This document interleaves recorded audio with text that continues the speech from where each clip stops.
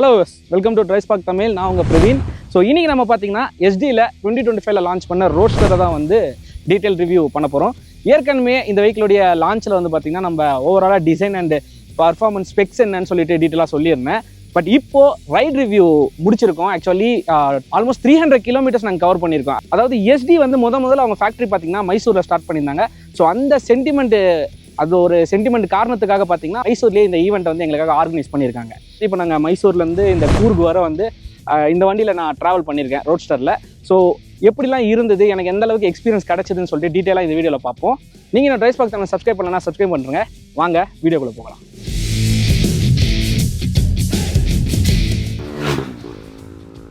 Actually இந்த Roadster பற்றி நான் சொல்லணும்னா, ரோட்ஸ்டர் இது வந்து ஒரு 70s 80s பீரியடில் பார்த்தீங்கன்னா எஸ்டியோடைய ஒரு ஃபேமஸான வெஹிக்கிள்னே சொல்லலாம்.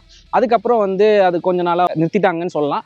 அப்புறம் ரொம்ப நாள் கழித்து திருப்பி ரீஎன்ட்ரி கொடுத்தது தான் எஸ்டி. அதில் பழைய ரோட்ஸ்டரை வந்து நாங்கள் திருப்பி கொண்டு வருவோம், அது எங்களுடைய ஒன் ஆஃப் தி எப்பிக்கான பைக்குன்னு சொல்லிட்டு தான் இப்போ 2025 பயங்கரமாக ரெடி பண்ணி லான்ச் பண்ணியிருக்காங்கன்னே சொல்லலாம். ஸோ ஆஸ் யூஷுவல் நம்ம ஏற்கனவே டிசைன்லாம் பார்த்துருக்கோம். பட் இப்போது கொஞ்சம் குயிக்காக பார்த்துடலாம். ஸோ ஃப்ரண்ட்டில் எடுத்துக்கிட்டோன்னா நமக்கு எல்இடி ஹெட்லாம்ப்ஸ் அண்ட் எல்இடி இண்டிகேட்டர்ஸ்லாம் கொடுத்துருக்காங்க. ஸோ ஹெட்லாம்பே பார்த்தீங்கன்னா நமக்கு இந்த உள்ளங்கையில் இருக்கிற மாதிரி ரொம்பவே சின்னதாக காம்பேக்டான டிசைனில் கொடுத்துருக்காங்க. அது பார்க்கவே வந்து ஒரு தனியாக ஒரு ஃபீல் தருது. பட் அதே மாதிரி அந்த எல்இடியோட லைட் பவரும் பார்த்தீங்கன்னா நல்ல ஒரு விசிபிலிட்டியுமே கொடுக்குது நமக்கு. அண்டு ஓவராலாக அந்த டிசைனோட லுக் எடுத்துக்கிட்டோன்னா நமக்கு வந்து சிம்பிளாக ரோட்ஸ்டர்னு சொல்கிறத விட லைக் ஒரு ரெட்ரோ ஃபீல் வந்து நல்லாவே கொடுக்குதுன்னு சொல்லலாம். அது அந்த ஹைவேல ட்ராவல் பண்ணும்போதுமே சரி, அந்த ஒரு பழைய நினைவுகள் திரும்பும் அப்படின்னு சொல்லுவாங்க இல்லையா, அந்த மாதிரி தான். சின்ன வயசில் பழைய படங்கள்லாம் கூட பார்த்துருப்போம். நம்ம நிறைய ஹீரோஸ்லாம் எஸ்டியில் சாங்லாம் ஓட்டிகிட்டு வருவாங்க. ஸோ அந்த மாதிரி ஒரு ஃபீலே கொடுக்குதுன்னு சொல்லலாம். ஸோ சைட் லுக் எடுத்துக்கிட்டோன்னா நமக்கு டேங்க்கில் பார்த்தீங்கன்னா ஒரு ஸ்லீக்கி டிசைன் டேங்காக கொடுத்துருக்காங்க. கம்ப்ளீட்டாக வந்து ரீடிசைன் பண்ணியிருக்காங்க. நல்லா லார்ஜாலாம் இல்லாமல் அது நம்ம ஒரு ஆரி ஹண்டர்லலாம் பார்த்துருப்போம் இல்லையா, அந்த மாதிரி ஒரு ஸ்லீக்கி டிசைனில் சூப்பராகவே டிசைன் பண்ணியிருக்காங்க. அண்ட் அதுலேயுமே இந்த 69 டீக்கர் கொடுத்துருக்காங்க. ஸோ எஸ்டி வந்து 69ல் ஸ்டார்ட் பண்ணதை மென்ஷன் பண்ணுற வகையில் 69 சொல்லி டீக்கர் அண்டு எஸ்டியோடைய பிராண்டை மென்ஷன் பண்ணுற மாதிரி ஒரு அது குரோமில் கொடுக்கல, ஒரு பிளாக் கலரில் கொடுத்துருக்காங்க லோகோவை. அண்ட் எஸ்டியோடைய இன்னொரு லோகோவையும் டீக்கராக கொடுத்து அந்த டேங்க்கில் ஒரு லைன் கொடுத்துருக்காங்க. அது பார்க்கவே வந்து கொஞ்சம் மேசிவாக இருக்குது. அண்ட் டேங்க்கில் இந்த ஃபியூவல் கேப்பாக இருக்கட்டும் எல்லாமே வந்து கம்ப்ளீட்டாக பார்த்து டிசைன் பண்ணியிருக்காங்கன்னே சொல்லலாம். அண்ட் ஓவராலாக சைட் லுக்கில் பார்க்கும்போது வண்டியோடைய லுக்கே வந்து அந்த ரெட்ரோ ஸ்டைல் அச்சீவ் பண்ணிட்டாங்களான்னு கேட்டிங்கன்னா 100% அச்சீவ் பண்ணிருக்காங்கன்னே சொல்லலாம். சூப்பராகவே இருக்குது. அண்ட் இங்கே இந்த இடத்துல பார்த்தீங்கன்னா க்ளோ பாக்ஸ் கிட்டே இந்த ரோட்ஸ்டர்னு மென்ஷன் பண்ணதாக இருக்கட்டும் எல்லாமே சூப்பராக இருக்குது. இந்த வண்டியோடைய கிரவுண்ட் கிளியரன்ஸ் எடுத்துக்கிட்டிங்கன்னா 171 mm கொடுத்துருக்காங்க. அண்ட் வீல் பேஸ்மே பார்த்தீங்கன்னா 1440 mm கொடுத்துருக்காங்க.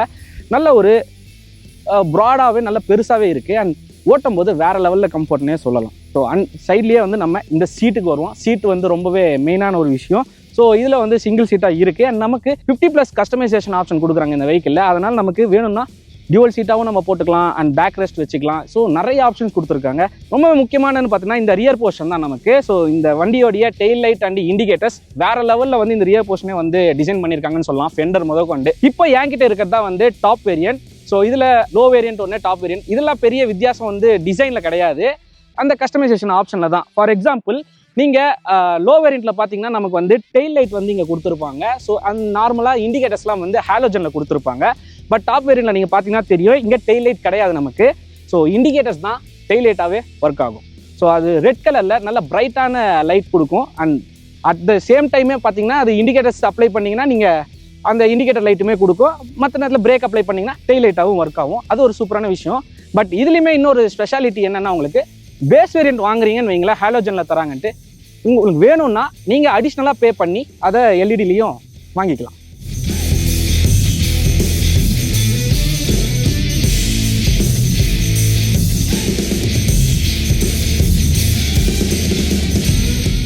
ஸோ இப்போது ரைட் பண்ணுறதுக்கு முன்னாடி ஃபஸ்ட்டு எனக்கு வெஹிக்கிளுடைய கம்ஃபர்ட் எப்படி இருக்குன்னு சொல்லிட்டு சொல்கிறேன். ஸோ இப்போ நான் உட்காந்துருக்க போர்ஷனை இங்கே பார்க்கலாம். நல்ல ஒரு அப்ஸ்ட்ரைட்டான போர்ஷனில் தான் நான் உட்காந்துருக்கேன். சீட் ஹைட் பார்த்தீங்கன்னா 795 mm கொடுத்துருக்காங்க.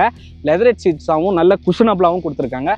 எந்த அளவுக்கு நான் லாங் ட்ரைவ் பண்ணேன், அதான் நான் சொன்ன ஆல்மோஸ்ட் வந்து நான் 300 kilometers ரைட் பண்ணிகிட்டு இருக்கேன். ஸோ எனக்கு பார்த்தீங்கன்னா ஒரு ஷோல்டர் பெயினோ ஒரு முது வலியோ எதுவுமே வரல. எனக்கு நல்ல ஒரு கம்ஃபர்ட்டு கிடைக்கிது ரைட் பண்ணும்போது. அதுலேயுமே இன்னொரு ப்ளஸ் பார்த்தீங்கன்னா சீட்டு மட்டுமே கிடையாது, நமக்கு இந்த ஹேண்டில் பார். நீங்கள் வீடியோவில் பார்த்துட்டு இருக்க இந்த வெஹிக்கிளுடைய ஹேண்டில் பார் பார்த்தீங்கன்னா நல்ல ஒரு ஃப்ளாட்டான ஹேண்டில் பாராக இருக்குது. பட் இதில் நமக்கு 2 ஆப்ஷன்ஸ் வருது. ஒன்று வந்து ஆஸ் யூஷுவல் நமக்கு கோவியில் ஜென்ரலாக வரக்கூடிய ஹேண்டில் பார், அண்ட் இன்னொன்று இந்த ஃப்ளாட் ஹேண்டில் பார். ஸோ இந்த 2 ஹேண்டில் பார் ஆப்ஷனுமே அவங்க தராங்க. As usual base variant top variant. ஆனால் உங்களுக்கு வேணும்னா அடிஷ்னலாக பே பண்ணி கூட நீங்கள் கஸ்டமைஸ் பண்ணிக்கலாம். ஸோ எனக்கு இந்த ஹேண்டில் பாருடைய போர்ஷனாக இருக்கட்டும் நல்ல அப்ஸ்ட்ரைட்டாக கொடுத்துருக்கனால நல்ல இது பாருங்கள் ஹோல்ட் பண்ணும்போது எனக்கு பயங்கரமான கம்ஃபர்ட்டே கிடைக்குது. எந்த ஷோல்டர் பெயினை சுத்தமாக வரல ரைட் பண்ணும்போது. மோஸ்ட்லி வந்து ரோட்ஸ்டர் வந்து சிட்டிக்கான வெஹிக்கிள் தான். அது மட்டும் இல்லாமல் ஹைவேஸுக்கு அப்பப்போ நம்ம யூஸ் பண்ணுவோம் இல்லையா, ஸோ அதெல்லாம் பிளான் பண்ணி கொடுத்துருக்காங்க. மெயினாக ரைட் கம்ஃபர்ட்லேயே எனக்கு இன்னொரு ரொம்பவே ப்ளஸ்ன்னு பார்த்தீங்கன்னா இந்த ஹேண்டல் பார் இந்த சீட் மட்டும் இல்லாமல் கூடுதலாக இன்னொன்றுமே இருக்குது. எஸ், இந்த டேங்க் தான். இந்த டேங்க்கில் நீங்கள் பார்த்தீங்கன்னா சொல்லி இந்த ஹண்டர்லலாம் வர மாதிரி நல்ல ஒரு ஸ்லீக்கி டிசைனு. இந்த இடத்துல பார்த்தீங்கன்னா நல்ல ஒரு பெண்டு கொடுத்து ஸ்லீக்கியாக கொடுத்துருக்காங்க. இது எந்த அளவுக்கு எனக்கு ஹெல்ப் ஆகுதுன்னா, நம்ம லாங் ரைட்லாம் பண்ணுறோம் அப்படின்னா இங்கே பாருங்கள், நான் போர்ஷன் வைக்கும்போது எனக்கு லெக்குக்கு நல்ல ஒரு சப்போர்ட் கிடைக்குது. ஏன்னா டேங்க் பெருசாக இருந்தால் என் லெக் இப்படி ஓப்பனாக இருக்கும். ஸோ ரொம்ப லாங் ட்ராவல்லாம் இந்த மாதிரி நான் பண்ணேன்னா கண்டிப்பாக எனக்கு வந்து கால் வலிக்கும். இந்த ஒரு டிசைனுமே வந்து சூப்பராக பண்ணியிருக்காங்கன்னு சொல்லலாம். நல்ல ஒரு சப்போர்ட் கிடைக்குது லெக்குக்கு. ஸோ பெயின் எதுவுமே ஃபீல் பண்ண முடியல.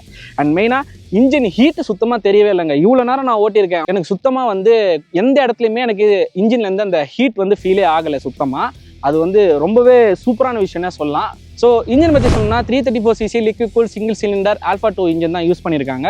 ஸோ அதோடைய பவர் பார்த்தீங்கன்னா 29.1 PS அண்ட் 29.6 Nm டார்க் வந்து ப்ரொடியூஸ் பண்ணுது.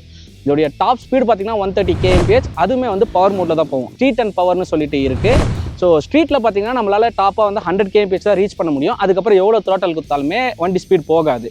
பட் பவர் மோடில் போனோன்னா நான் டாப் ஸ்பீடான 130 நான் ரீச் பண்ணிட்டேன். பட் அதுக்கு மேலேயுமே போவோம். பட் 130ல் லாக் பண்ணி வச்சுருக்காங்க. டயர்ஸ் எடுத்துக்கிட்டோன்னா ஃப்ரண்ட்டில் 18 ரியரில் 17 இன்ச்சஸ்லையும் டியூப்லெஸ் அலாய் தான் கொடுத்துருக்காங்க.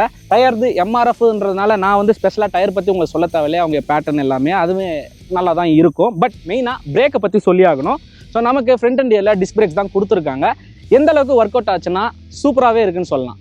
ஸோ வெஹிக்கிளில் ரொம்பவே ப்ளஸ்ஸான விஷயம்னு சொல்லணும்னா நான் பிரேக்கையுமே சஸ்பென்ஷனுமே சொல்லுவேன். வேறு லெவலில் எனக்கு வந்து ஃபீல் கொடுத்தது.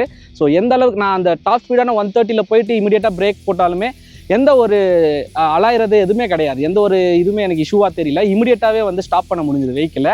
அண்ட் சஸ்பென்ஷன் வேறு லெவல் ஃபீல்னே சொல்லலாம். அவ்வளோ ஸ்பீட் பிரேக்கர்ஸ் அவ்வளோ பம்பினஸ் வந்து நான் ஃபீல் பண்ணேன். எந்த ஒரு இதுவுமே இல்லை, சூப்பராக இருக்குன்னே சொல்லலாம். ஏன்னா டியூவல் சேனல் ABSமே இருக்குது இல்லையா, அதனால். ஸோ சஸ்பென்ஷன் எடுத்துக்கிட்டோன்னா ஃப்ரண்ட்டில் பார்த்தீங்கன்னா டெலிஸ்கோபிக் அண்டு ரியரில் பார்த்தீங்கன்னா டியூவல் ஷாக் கொடுத்துருக்காங்க. சூப்பராகவே ரீட்யூன் பண்ணியிருக்காங்கன்னு சொல்லலாம் சஸ்பென்ஷனை பொறுத்தவரை. ரைடில் எனக்கு சூப்பரான ஃபீல் கிடச்சது. ஒரு தரமான வண்டினே சொல்லலாம். என்னென்னலாம் கொஞ்சம் டிஃப்ரெண்ட்டாக பண்ணியிருக்கலாம்னா, நமக்கு ஃப்ரண்ட்டில் டெலிஸ்கோபிக் வந்து USDயாக கொடுத்துருந்தாங்கன்னா நல்லாயிருக்கும். பட் இந்த ஒரு ப்ரைஸுக்கு இது ஓகே தான் நான் சொல்லுவேன். USD ப்ரிஃபர் பண்ணியிருந்தாங்கன்னா இன்னும் கொஞ்சம் சூப்பரான ஃபீல் கிடச்சிருக்கும். அண்டு டிரான்ஸ்மிஷன் எடுத்துக்கிட்டோன்னா நமக்கு 6 ஸ்பீடில் மேனுவல் கியர் பாக்ஸ் கொடுத்துருக்காங்க. இதில் என்ன ஒரு ஸ்பெஷாலிட்டி கொண்டு வந்திருக்காங்கன்னா, செகண்ட், தேர்ட், ஃபோர்த் கியருமே பார்த்தீங்கன்னா ஸ்ட்ரீட் மோடுக்கு தான் வந்து ஸ்பெஷலாக வந்து ரெடி பண்ணியிருக்காங்க. ஏன்னா பிகாஸ் ரோட்ஸ்டர்ன்றது கம்ப்ளீட்டாக நமக்கு சிட்டிக்குள்ளே அதிகமாக யூஸ் பண்ணுவாங்கன்றத மைண்டில் வச்சுட்டு இந்த செகண்ட், தேர்ட், ஃபோர்த் கியரை வந்து டிசைன் பண்ணியிருக்காங்க. அண்ட் ஹைவேல நம்ம போகும்போது 5th and 6th கியரை வந்து நம்ம யூஸ் பண்ணிக்கலாம். ஸோ இந்த வண்டியோடைய எக்ஸாஸ்ட் சவுண்ட் வந்து நம்ம வாக்கர் ரவுண்ட்லேயே வந்து வேறு லெவலில் இருந்ததுன்னு ஃபீல் பண்ணியிருந்தோம் இல்லையா. ஸோ இப்போது